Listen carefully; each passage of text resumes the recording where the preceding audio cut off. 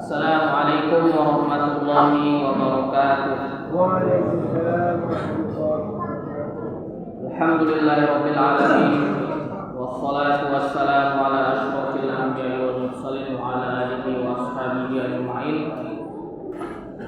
Allahumma 'allimna ma yanfa'una wanfa'na bima 'allamtana wa zidna 'ilma.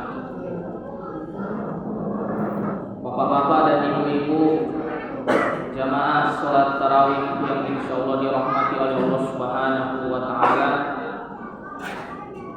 telah kita laksanakan puasa pada hari pertama siang, pada dari pagi sampai maghrib tadi, dan alhamdulillah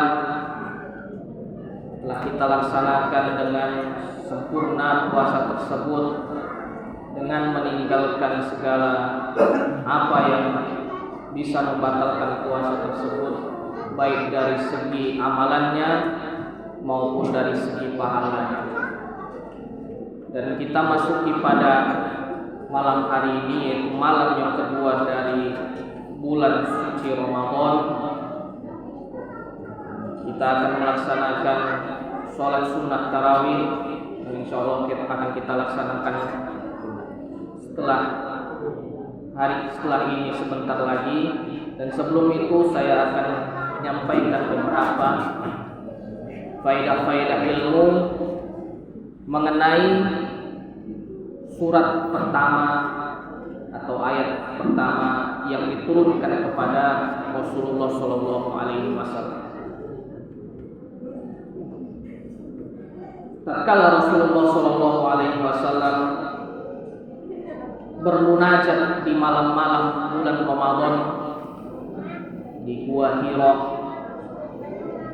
beliau bermunajat meminta permohonan bimbingan kepada Allah Subhanahu wa taala agar bisa menunjuki dan membimbing kaumnya ke jalan yang benar. Tatkala di dalam munajat tersebut, tiba-tiba datang malaikat Jibril mendekat Rasulullah seraya berkata, "Iqra", bacalah. Dan mendengar hal tersebut, mendengar perintah tersebut, Rasulullah pun berkata, "Ma ana biqari", aku tidak mampu untuk membaca. Karena sebagaimana yang kita ketahui bersama, Rasulullah adalah nabi yang ummi, yang buta huruf, tidak mengenal aksara. Kemudian Jibril pun mengulang sebanyak sekali lagi, "Iqra, ma ana biqari", kata Rasulullah sallallahu alaihi wasallam, "Bacalah, aku tidak bisa membaca." Kemudian di kali ketiga Jibril pun menyampaikan wahyu dari Allah Subhanahu wa taala, "Iqra bismi rabbikal ladzi khalaq, khalaqal insana min 'alaq, Iqra wa rabbukal akram, alladzi 'allama bil qalam, 'allamal insana ma lam ya'lam." Setelah kita dengar kisah sebalik wahyu tersebut, timbul dan terbit pertanyaan di benak kita, bapak-bapak dan ibu-ibu sekalian. Ketika dalam perjalanannya Rasulullah meminta petunjuk, meminta bimbingan dari Allah Subhanahu wa taala dengan bertahanus atau menyendiri di dalam Gua Hira. Mengapa ketika datang wahyu perintahnya adalah membaca? Jika minta bimbingan, Allah menurunkan perintah untuk membaca. Timbul pula di pikiran kita, kenapa perintah membaca sedangkan Nabi itu tidak bisa membaca? Buta huruf, tidak pandai untuk membaca rangkaian huruf-huruf yang tertulis dalam sebuah kalimat. Maka jawabannya sebagaimana disebutkan oleh Syekh Muhammad Abu Musa, yang beliau ini adalah syekh para ahli balaghah atau sastra, menyebutkan mengapa demikian. Innal ladzi nazalat alaihi iqra kana ummiyan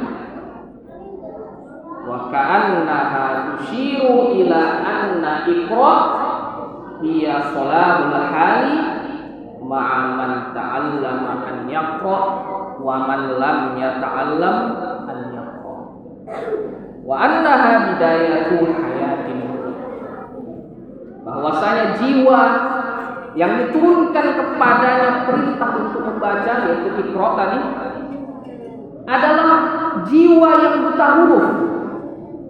Seakan hal ini mengisyaratkan bahwasanya perintah membaca adalah cara untuk memperbaiki keadaan bagi orang-orang yang belum bisa membaca maupun orang-orang yang sedang belajar membaca.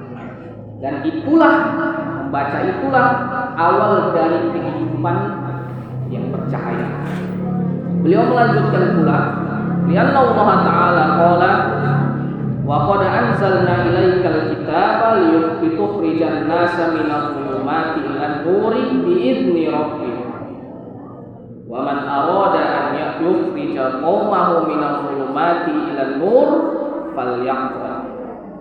Karena Allah Subhanahu wa Ta'ala berfirman, telah kami turunkan kepadamu wahai Muhammad sallallahu alaihi wasallam suatu kitab dengan tujuan untuk mengeluarkan manusia dari kegelapan menuju cahaya dengan izin dari Rabb mereka. Dan barang siapa yang ingin mengeluarkan dirinya dan keluarganya dan juga kaumnya dari kegelapan menuju cahaya, maka hendaknya dia membaca. Wa yahussu liqaumihi an yaqra'u, dan memotivasi kaum-kaumnya agar juga ikut membaca. Wa man arada an yukhrija qaumahu minadh dhulumati takhalluf ila nurit taqaddum, dan barang siapa yang ingin mengeluarkan kaumnya dari kegelapan keterbelakangan menuju cahaya kemajuan, wa min zulumati jahli ila nuril ilm, dari kegelapan kebodohan ketidaktahuan menuju cahaya ilmu, wa min zulumatil faqri ila nuril tarwa, dari kegelapan kefakiran menuju cahaya kecukupan, wa min zulumati zulmi ila nuril adli, dan dari kegelapan kezaliman menuju cahaya keadilan, fa alaihi an yaqra, maka hendaklah dia membaca. Dan meskipun ayat ini juga diturunkan kepada Nabi sebagai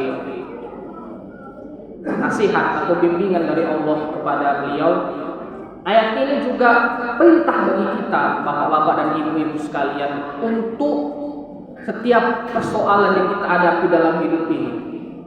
Setiap persoalan membutuhkan cara membaca yang berbeda. Setiap masalah membutuhkan cara membaca yang juga berlainan. Maka tidak ada solusi bagi kita kecuali membaca. Membaca itu ada dua jenisnya sebagaimana disebutkan oleh para ahli, yaitu pertama membaca untuk diri kita pribadi, sebagaimana difirmankan oleh Allah Subhanahu wa Ta'ala, kitabun anzalnahu ilaika mubarakun liyadabbaru ayatihi waliyatadzakkaru ulul albab. Sebuah kitab yang Allah turunkan kepada kalian, mubarakun, yang penuh dengan keberkahan, liyadabbaru ayatihi, agar kalian membaca ayat-ayatnya, merenunginya, dan mengintrospeksi diri kalian dengannya, waliyatadzakkaru ulul albab, dan agar orang-orang yang memiliki akal, memiliki pengetahuan juga ikut memanfaatkan apa yang terdapat dalamnya sebagai pengingat.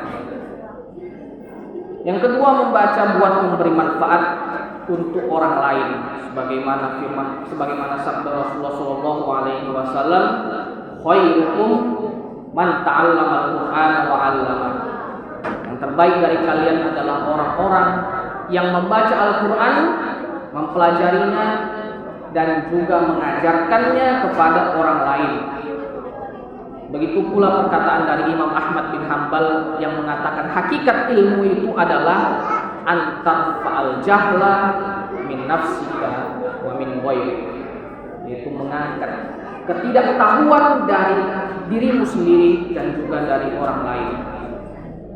Mungkin demikian saja Bapak-bapak dan ibu-ibu jemaah salat tarawih yang insyaallah dirahmati oleh Allah Subhanahu wa taala. Demikian mungkin tadabbur atau hikmah-hikmah yang bisa kita ambil dari ayat pertama tersebut, dan insyaallah kita sambung di lain kesempatan. Wassalamualaikum warahmatullahi wabarakatuh.